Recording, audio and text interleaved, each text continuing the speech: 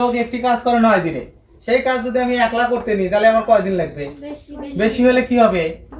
গুণ। আবার আমি লোক বাড়ায় দিছি, ধরো এরকম একটা বাড়ি তৈরি করব, বাড়ি তৈরি করব, 9 জন লোক লাগবে, ওরা কয় দিনে করে দিবে? এই 12 জন লোক কয় দিনে করে দিবে? 9 দিনে করে দিবে। কিন্তু আমি যদি একলাই করি, আমি লোক টোক দিব না, আমি একলা করব, তখন তাহলে আমার বেশি দিন লাগবে না? জি স্যার। বেশি লাগবে কিনা বলো? বেশি লাগবে। কিন্তু আবার আমি বললাম যে না, আমি 12 দিন না, আমি আরো দ্রুত করব, তাহলে লোক বাড়ায় দিলাম কত দিন? 18 দিন। তাহলে কম লাগবে কিনা বলো তো? জি স্যার। কম 6 দিন লাগবে। কম দিন লাগবে। কম হলে কি হয়? ওই নিয়মে ভাগ হয়। বেশি হলে কি হয়? একটি কাজ করে কয় দিনে? 9 দিনে। আচ্ছা, একজন লোকে একটি কাজ করে বেশি লাগবে না? হ্যাঁ। 12 দিনে। মানে 12 জন লোকের লাগছে 9 দিন। ওই কাজটা যদি আমি একা করতে যাই তাহলে আমার বেশি দিন লাগবে না? জি স্যার। ওই বেশি হলে ওই নিয়মে কি হয়? 12 গুণ হয়। আর তারপরে 18 জন লোক আমি বাড়ায় দিছি, তাহলে এটা আমার কম দিন লাগবে না? 9 গুণন 12 ভাগ কত? 18। তাহলে 9 দ্বারা ভাগ করলে কত হয়? 2। 2 দ্বারা 12 ভাগ করলে কত হয়? 6। তখন কত হবে? 6। 6 দিন। আমি যদি 3 টাকা পাই, সে পাবে হচ্ছে 2 টাকা। ধরো যে তোমরা দুইজন পাশাপাশি যারা বসে আছো, 500 টাকা ভাগ করে নিবে। একজন 3 টাকা পাইলে আরেকজন কয় টাকা পাবে? 2 টাকা পাবে।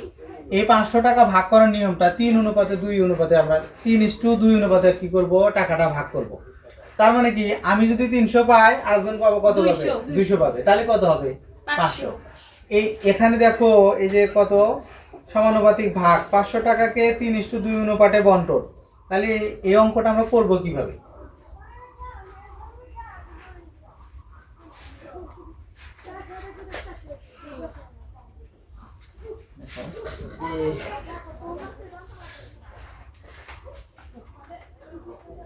দেওয়া আছে অনুপাত দেওয়া আছে কত? 3:2। মোট আনুপাতিক যোগফল। মোট আনুপাতিক যোগফল মানে 3 যোগ কত হবে? 2 সমান কত? 5। তাহলে 500 টাকার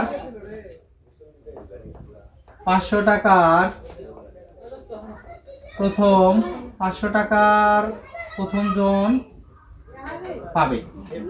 তাহলে প্রথমে 500 এর প্রথম জনের ভাগ 3, আর এই মোট আনুপাতিক ভাগ কত? 5। এটা হবে।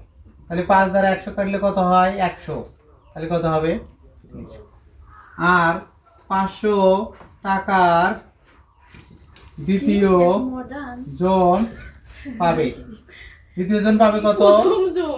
500 এর 2, ওর অনুপাত ছিল 2, ভাগ কত? 5। তাহলে 5 দ্বারা 100 করলে 100।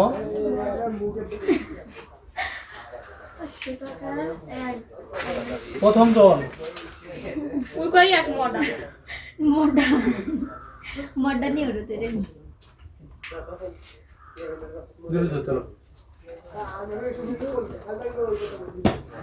যে কয়টা দিলাম এই কয়টা উল্টা দিক থেকে করে আনবে। আজকে কিন্তু তোমাকে বেতন দিই নাই, কিন্তু বেঁচে গেছো। কিন্তু জি স্যার। প্রথম উদাহরণ 4-এর এখানে প্রথম রাশি কত আছে?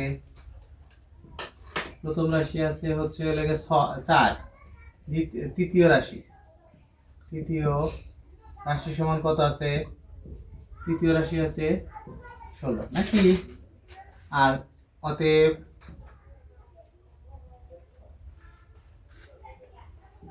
আমরা জানি ক্রমিক সমানুপাতির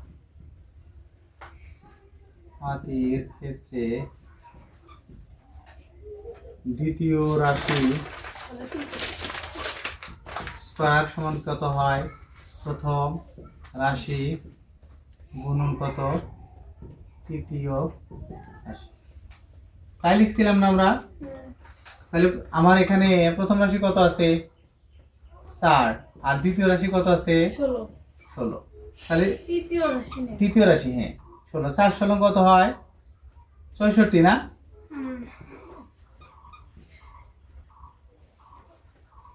অতএব এটা হলো না বা হচ্ছে কত দ্বিতীয় রাশি স্কয়ার অতএব দ্বিতীয় রাশি এই স্কয়ার পার হলে কি হয়ে যায় রুট হয়ে যায় রুট হয়ে যায় স্কয়ার পার হলে কি হয়ে যায় রুট হয়ে যায় তাহলে 64 এর উপর রুট দিলে কত হয় 8 হয় তাহলে অতএব দ্বিতীয় রাশি কত হবে বা দ্বিতীয় রাশি সমান হচ্ছে মধ্য রাশি না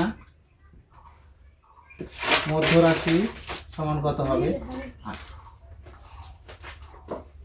ঠিক আছে তাই সেটাই দুইটা অনুপাত আছে এবং ওরা যদি কি হয় সমান হয় তাহলে তাদেরকে কি বলা হবে সমান অনুপাত এখন সমান অনুপাতের ক্ষেত্রে আমরা লিখছি যে প্রথম রাশি আর দ্বিতীয় রাশি এটা একটা অনুপাতের প্রথম রাশি দ্বিতীয় রাশি আর একটা অনুপাতের তৃতীয় রাশি আর চতুর্থ রাশি মানে দুইটা অনুপাত থাকবে একটা প্রথম রাশি দ্বিতীয় রাশি আর একটা হচ্ছে তৃতীয় রাশি চতুর্থ রাশি এখন অনুপাত মানে কি হবে ভাগ প্রথম রাশি ভাগ দ্বিতীয় রাশি সমান দিয়ে তৃতীয় রাশি ভাগ কত চতুর্থ রাশি যেহেতু অনুপাত থাকা মানে কি চিহ্ন থাকবে ভাগ থাকবে এখন ভাগ থাকলে আমরা আর গুণ করে দিতে পারি দুইটা ভগ্নাংশ যদি এরকম থাকে তাহলে এইটা এটার সাথে গুণ হয়ে যেতে পারে আর এইটা এটার সাথে কি হয়ে যেতে পারে গুণ হয়ে যেতে পারে তাহলে প্রথম রাশি গুণন চতুর্থ রাশি দ্বিতীয় রাশি গুণন কত হবে তৃতীয় রাশি এটা হচ্ছে সমান অনুপাতের প্রথম রাশি কত দেওয়া আছে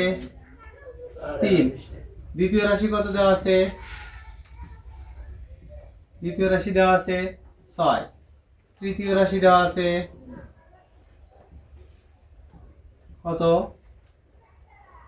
7 আমরা জানি প্রথম রাশি গুণন চতুর্থ রাশি তাই জানি কিনা সমান কত দ্বিতীয় রাশি গুণন কত রাশি গুণন তৃতীয় রাশি তাহলে হচ্ছে তৃতীয় রাশি কত আছে দেখো তো 7 না তিনটা রাশি দেওয়া আছে এটা হচ্ছে প্রথম রাশি দ্বিতীয় রাশি তৃতীয় রাশি আমরা কি করতেছি চতুর্থ সমানুপাতি নির্ণয় চতুর্থ সমানুপাতি নির্ণয় চতুর্থ সমানুপাতি নির্ণয় এই অঙ্কটার উদ্দেশ্য হচ্ছে চতুর্থ সমানুপাতি নির্ণয় তাহলে আমাদের যে তিনটা রাশি দেওয়া আছে আমি লিখছি কি প্রথম রাশি 3 দ্বিতীয় রাশি 6 তৃতীয় রাশি কত 7 আমরা জানি প্রথম রাশি গুণন চতুর্থ রাশি সমান কত দ্বিতীয় রাশি গুণন তৃতীয় রাশি প্রথম রাশির জায়গায় আমি 3 বসায় দিলাম গুণ চিহ্ন দিয়ে চতুর্থ রাশির মান বের করা লাগবে এটা এরকমই রেখে দিলাম দ্বিতীয় রাশির জায়গায় 6 বসায় দিলাম তৃতীয় রাশির জায়গায় কত করলাম 7 এখন 3 এই পাশে কি আছে গুণ এই পাশে যা কি হবে ভাগ হয়ে যাবে তাহলে 3 হয়ে গেল কত বা চতুর্থ রাশি সমান এই 3 দ্বারা 6 ভাগ করলে কত হয় 2 আর আমার এখানে আছে কত 7 7 গুণে কত হয় 14 তার মানে কি চতুর্থ সমানুপাতিটা কত হবে 14 হবে চতুর্থ সমানুপাতি কত হবে 14 উদাহরণ 3 আমরা লিখব প্রথম রাশি নাকি প্রথম রাশি কত দেওয়া আছে 8 দ্বিতীয় রাশি কত 7 চতুর্থ রাশি কত দেওয়া আছে চতুর্থ রাশি সমান কত দেওয়া আছে 14 না 14 আমরা জানি কি লিখব প্রথম রাশি গুণন চতুর্থ রাশি সমান কি হয় দ্বিতীয় রাশি গুণন কত তৃতীয় তাই হয় তাহলে প্রথম রাশি আমার কত আছে 8 চতুর্থ রাশি কত আছে 14 সমান কত দ্বিতীয় রাশি আছে আমার 7 গুণন কত তৃতীয় রাশি তাই না বা চিহ্ন দিয়ে আমরা 7 গুণন তৃতীয় রাশি সমান হচ্ছে 8 গুণন 14 লেখা যায়, বা তৃতীয় রাশি সমান 8 গুণন 14 ভাগ কত 7। 7 দ্বারা 14 ভাগ করলে কত হয় 2, 8 দুগুণে কত হয় 16। অতএব তৃতীয় রাশি সমান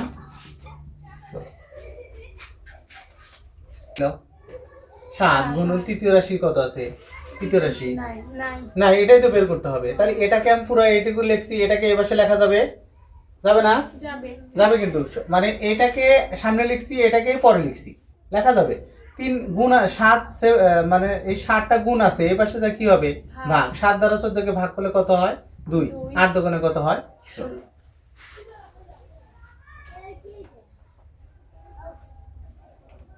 আচ্ছা, এইটা আমরা যদি অনুপাতটা লিখতাম তাহলে প্রকৃত অনুপাতটা কেমন হতো দেখো তো। অনুপাতটা কেমন হতো? অনুপাতটা হতো দেখো, এটা আমার কত আছে, প্রথম রাশি 8 ভাগ কত 7 সমান কত আছে দেখো তো। তৃতীয় রাশি কত 16 ভাগ কত আছে 14। তাই হতো কিনা? তাই হতো।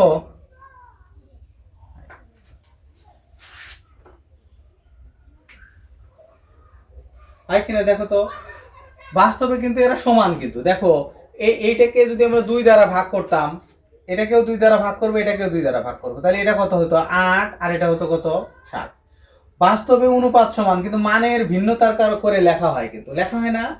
যেমন আমি লিখছি 16/14, লেখা আছে কথা 8 ভাগ 7 লেখা কিন্তু একই কথা না? একই কথা কিনা বলো তো। কাটাকাটি হইলে তো ওই 8 ভাগ 7ই থাকবে। এখানে 8 ভাগ 7 আছে, এর সমানই, এটা এর সমানই, কিন্তু চেহারাটা আলাদা হতে পারে।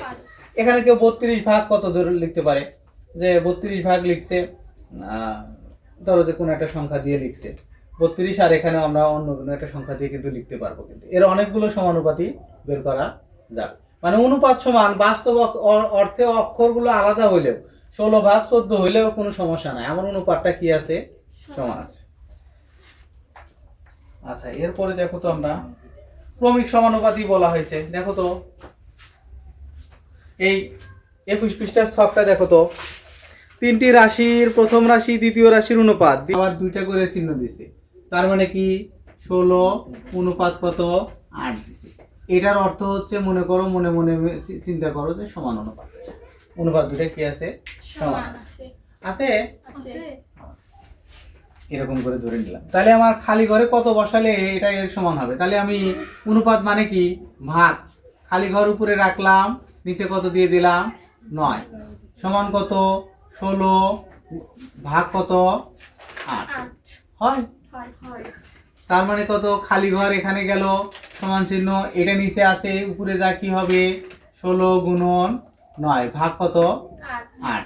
এই 8 দ্বারা 16 কে ভাগ করলে কত হয় 2, 9 দুগুণে কত হয় 18। তার মানে এই খালি ঘরে কত বসাতে হবে 18 বসাতে হবে। অতএব এই যে এরকম করে 18 অনুপাত 9, 4টা এরকম দেওয়া আছে, কত হবে 16 অনুপাত, বুঝলি এটা? পরে খালি ঘরটা একটু করো দেখি তাহলে।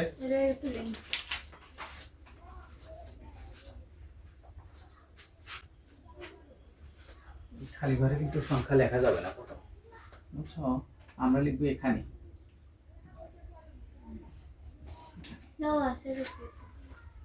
আছে লিখলেও হতো। পরেরটা করো দেখি, পারো নাকি। 9 অনুপাত 18, 25 অনুপাত, বা 9 ভাগ 18 সমান 25 ভাগ, তাহলে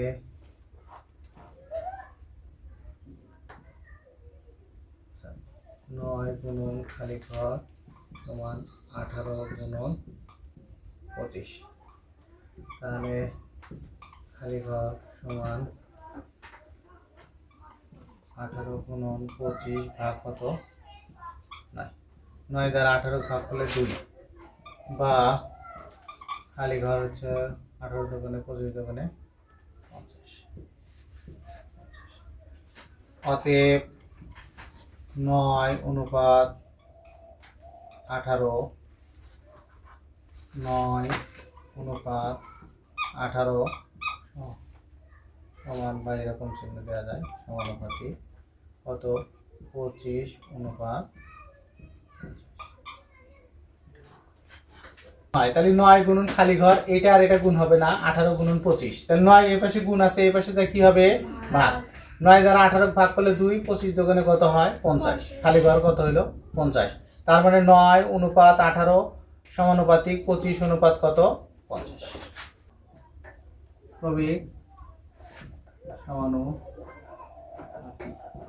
ক্রমিক সমানুপাতি যদি কোনো অনুপাত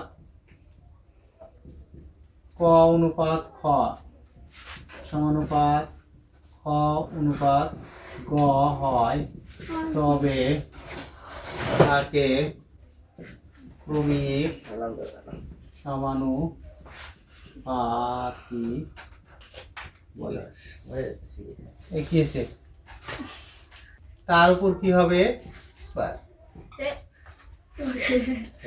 তাহলে লেখো ক্রমিক সমানুপাতি সূত্রটা কি হবে?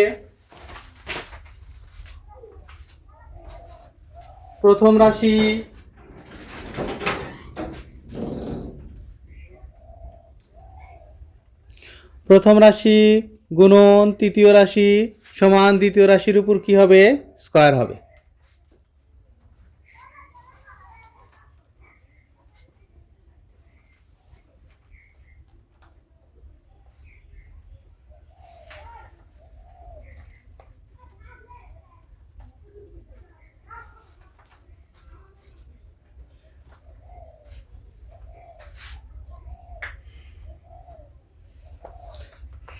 এই দ্বিতীয় রাশির আরেকটা নাম আছে, এটার নাম কি জানো?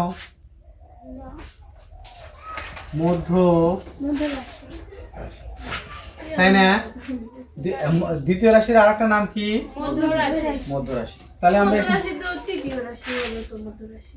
না, ক্রমিক সমানুপাতের ক্ষেত্রে দেখো এই যে ক অনুপাত খ খ সমান কত ছিল খ অনুপাত গ। অনুপাত থাকবে 3টা, মাঝের 2টা সমান আর এই শেষের এই প্রান্তীয় মানগুলো আলাদা। এই ক আমরা ক আর গটা আলাদা। আগের যে চতুর্থ সমানুপাতি বলছি সেখানে 4টে অনুপাত ছিল। কি কি ছিল?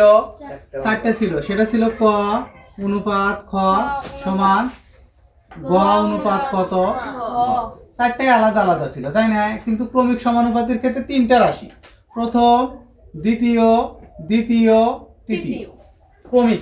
ক্রমিক সমানুপাতির ক্ষেত্রে রাশি কয়টা? তোমাদের কাজ করো না, আপনার কথা বলছি। আমি স্কুলে আসি ক্যামেরা বুড়া এই সরি আর দাঁত ফলা মনে তাহলে কি হলো দেখো তো, ক্রমিক সমানুপাতির ক্ষেত্রে তাহলে রাশি থাকে কয়টা? 3টা। প্রথম রাশি আর তৃতীয় রাশি, মানে এইটা প্রথম রাশি, এটা প্রান্তীয় রাশি, এটা প্রান্তীয় রাশি, আর এটা হচ্ছে কি মধ্য রাশি। খ কিন্তু এই খ উভয় ক্ষেত্রে মধ্য রাশি, আর ক আর গটা কি হবে প্রান্তীয় রাশি। তাহলে আমরা 4 নম্বর উদাহরণটা এখন করব। খাতার দাম 200 টাকা। একটি খাতার দাম তাহলে কমে যাবে না? তাহলে 200 ভাগ কত হবে 5 টাকা। কয়টা খাতার দাম বের করতে বলছে? 60টি খাতার দাম 200 গুণন 60 ভাগ কত 5 টাকা। 5 28 280। দেখো তো উত্তর 60টি খাতা